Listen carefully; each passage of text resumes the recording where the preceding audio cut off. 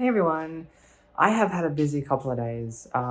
Made a few sales on eBay, and so I had to get them all shipped out. And yesterday I had to ship out that really expensive Laserdisc that I showed you in my previous video. The buyer ended up paying. I still don't get that because I went online and it was like 10 bucks. I mean, there was like a lot of shipping that you had to pay because it's from the US, but yeah, I don't know. I don't know what the story is, but the buyer paid, so I shipped it off. And I shipped it off in a very big box, because that's all I had. And for something that cost that much, I didn't want to ship it in like a... I didn't want to just wrap it in bubble and ship it in a bubble mailer, because I didn't have any like smaller boxes. But I had this really big box, and I was like, whatever. It was like $5 extra to ship it in that box. So I was like, yep, $5, I would just pay that a little bit extra. So I'll show you the box now, because it is seriously massive. So this is the package here. Now this is just for that one Laserdisc. Just one of those. So yeah, it may seem a bit excessive, but for that price, I just really don't want to... I don't want the buyer to have any excuse to turn around and say it was damaged in the process, or, you know, I want a partial refund or whatever. So I just really wanted to overdo the packaging, and it was only $5 more. That's why I went to the post office today. And they do give you, like, you can buy boxes, which none of them fit this Laserdisc. The Laserdisc was too wide. So this was the only box I had that was big enough for the Laserdisc to sit flat in it. And it was either this or a mailing bag. And the mailing bag didn't have padding, and to put it in this box and send it, it was just like $5 extra. So yeah, that's why I did that. So at least I know I did everything I could to get it to him in one piece. Ordinarily, I would just package these in like I'd wrap them in bubble wrap and just stick them in a padded mail bag. I think that's enough. I mean, they're not really... These aren't expensive, and the chances that, you know, they're going to get damaged... Because I buy DVDs and all that sort of stuff all the time, and I know most of the time they just package them in just thin paper bags, basically, is what they are. And I get them in one piece, so I'm not too worried about it. But with that one, I just wanted to go the extra mile, because it's so expensive. But all these ones here, these are all listed on eBay at the moment, and a lot of them have bids on them, and I know that, which ones? This one here, Desperado, and Strange Days. I keep calling it Stranger Days for some reason. Those are both sold. I'm just waiting for the buyer to pay. But all the rest of them, they've either got bids on them or they're on eBay. So with that one, as I said, I'm already into the profit. I've gotten all my Laserdiscs for free, and I'm into the profit. So all these ones here, they're all selling for an average of $13. That's the starting bid that I put down.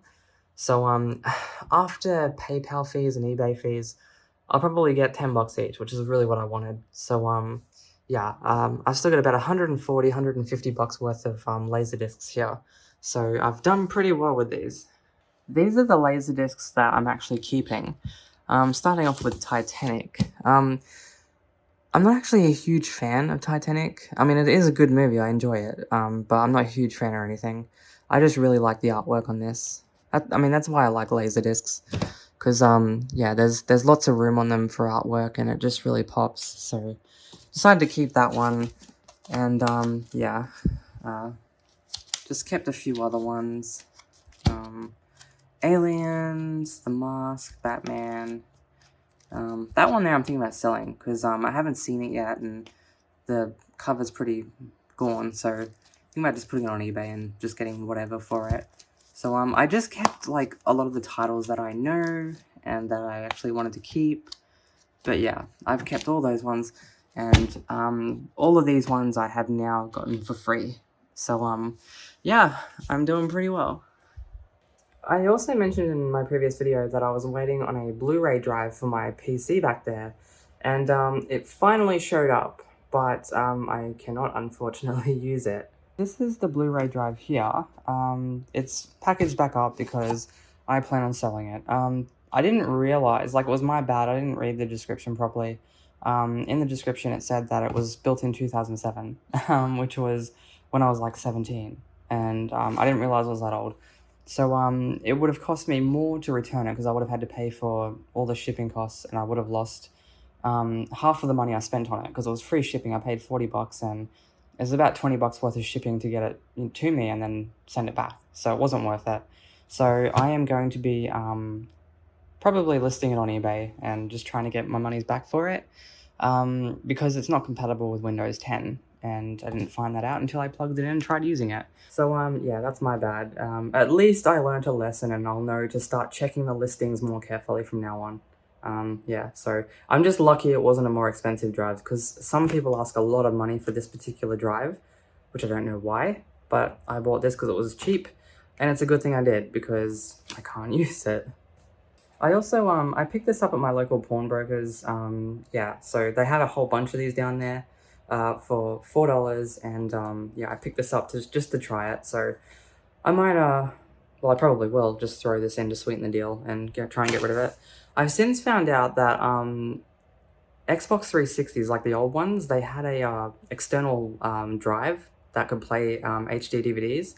So I'm probably going to end up buying an Xbox 360 and just getting one of those so I can play these, because there are a couple of HD DVDs that had features on them that you can't get on anything else, and I just think it's a cool format just because of how I can't even think of the word, but yeah, I think it's just a cool format because of how, you know, rare it is. Not a lot of people even know it exists, and yeah. I also had some stuff show up from eBay, a steelbook and a CD, so I'll show those to you. And I also went to JB, and they have this thing 2 for $40 on their 4Ks, so I bought a couple of steelbooks for a pretty good price, so I wanted to show those to you as well. I actually forgot to mention, I also got a label maker that I got off eBay, so I'll show that to you quickly. This is the printer here. It is a Zebra GC420T, and I found this on eBay for $120, and I offered the guy $60 because I just lowballed the hell out of him, because I was like, I don't really care either way. For $60, it'll be convenient to be able to print out shipping labels. And yeah, the guy accepted it, which was good because shipping was cheap, because it was in Australia. The prices I've been paying lately to get stuff from the US, bloody hell. But yeah, I have tested it. It came with these little labels, so I'm guessing this was from a shop where they just printed out like barcodes or something.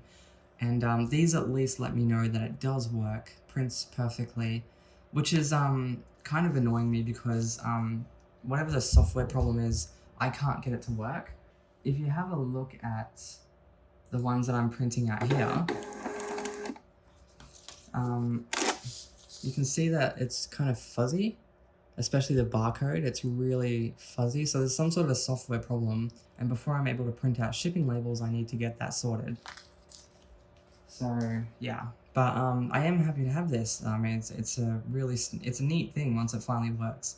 I have ordered proper shipping labels for it, because as I said, these are really small. They're not shipping labels. Shipping labels are like this big, but you can see this has a large opening.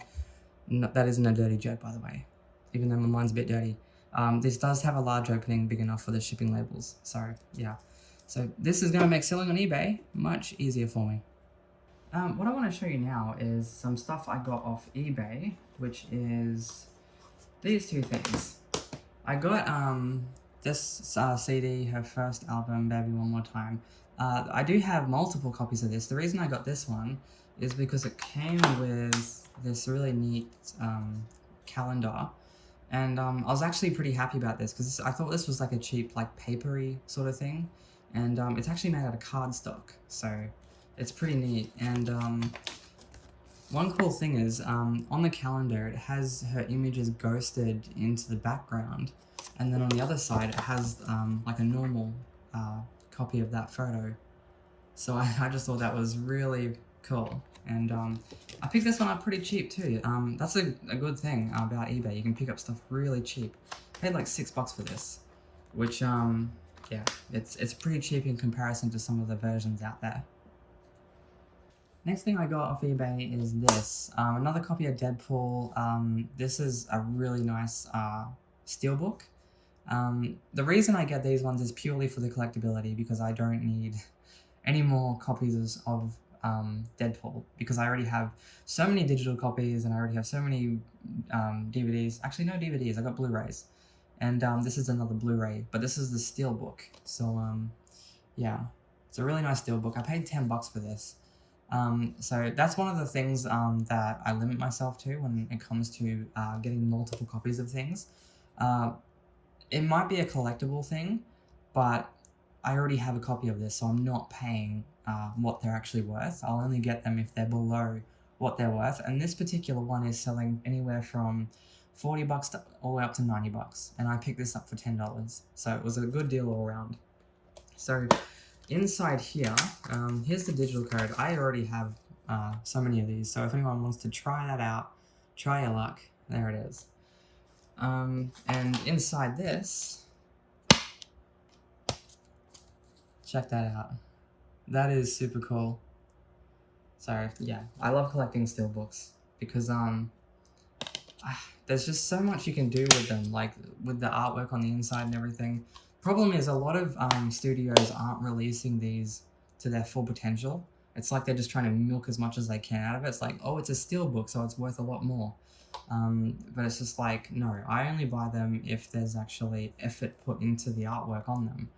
And in case you're wondering, this isn't scratched up or anything. It's meant to look like all those scratches there and everything. It's meant to look like that. So yeah, I think this is really cool. Now onto the pickups. Actually, no, I got one more eBay item. This just showed up today. I wanted to get a copy of this for ages, but they were too expensive, and I finally found this one for $18. It is The Last Action Hero with Arnold Schwarzenegger. This is like one of my all-time favorite films. It might sound like, what the hell? This is your all-time favorite film? But I just love this film.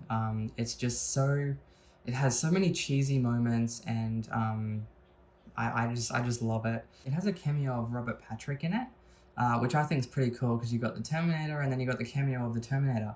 But what makes it even better is the cameo. He's dressed up in the officer's uniform, like exactly the same as it was in Terminator. I just thought that was awesome. And I think this movie is really underrated. I really do. Like, there's so many moments in it which I think make it a great film. Like, there's a moment in it where this guy here, the bad guy who's played by Charles Dance, he realizes he's in a movie. And I'm just thinking, just imagine, like, how screwed up a lot of people would be finding that out. Like, your whole world is fake.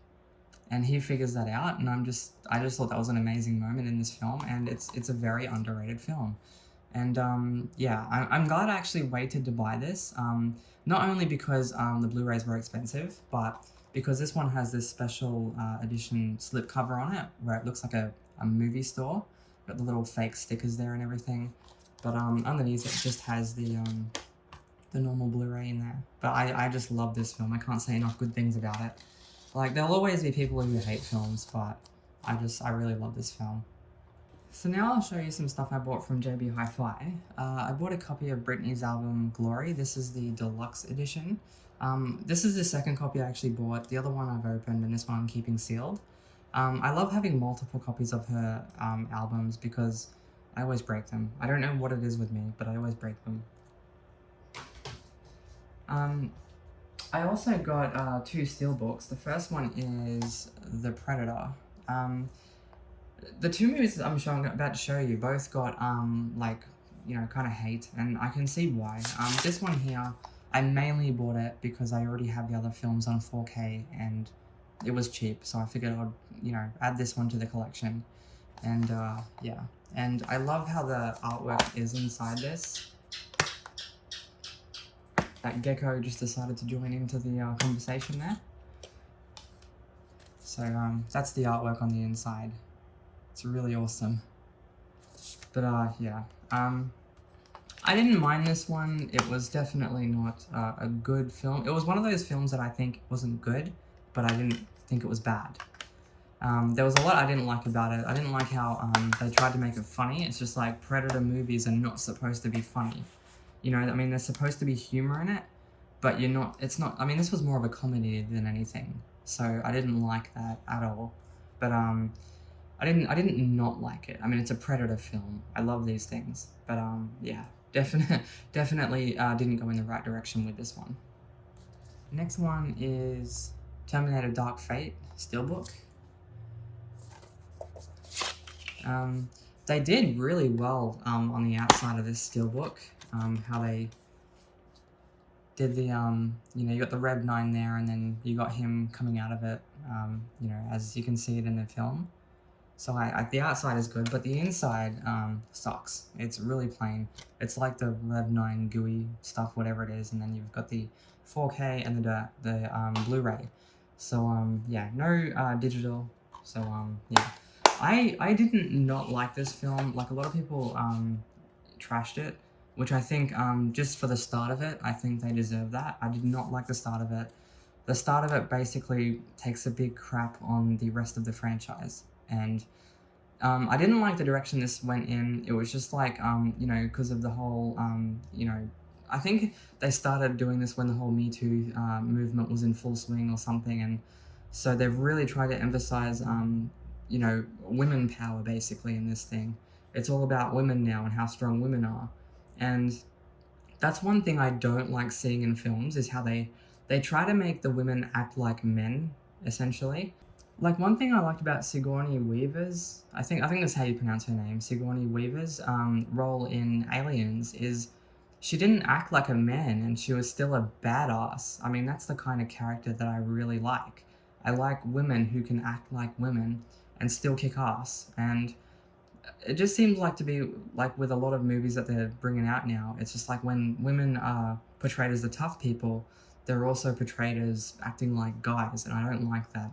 And the woman that comes back to be the protector in this film, she looks like a guy in a lot of scenes. She acts like a guy for basically the entire film, and I did not like her character. It was just a complete turn off for me when it comes to liking a character, because that's what these movies are all about. Like, you're supposed to like the character and root for them to win. Like, her acting was pretty good. I didn't have a problem with that. It was just her character's personality that I did not like. I mean, you still have to take into account that she has come from a future where she needs to have that kind of mental toughness, but I just think it was too full on. It was way overdone in my opinion. One thing I do think they nailed was this guy's character. I can't remember what his name is, but they nailed his character. I think he was by far the most dangerous Terminator so far, purely because he was so human-like. He showed a lot of emotion, and that's what Terminators are all about. They're all about blending in and, you know, adapting to situations. You know, he even made jokes in certain situations, and yeah, I just think he portrayed that character brilliantly, and yeah. Overall, this was not a very good film to add to the Terminator franchise, but yeah, I do want to complete the collection, so it is going in the collection. So I'll leave this video here, and yeah, till next time, bye!